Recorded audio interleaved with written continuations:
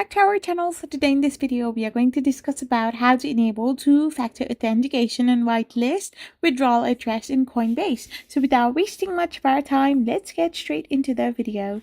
So for this, all you gotta do is simply get logged in into your Coinbase account. So once you are in your Coinbase account, you need to simply get signed in.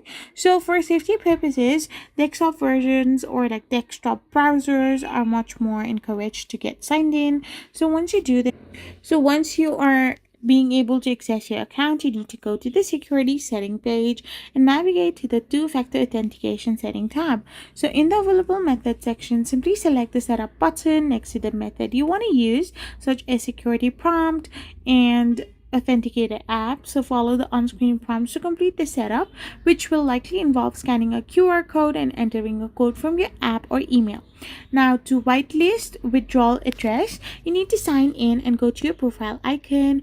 Then once you have done this, you need to select the settings, then go to allow list tab.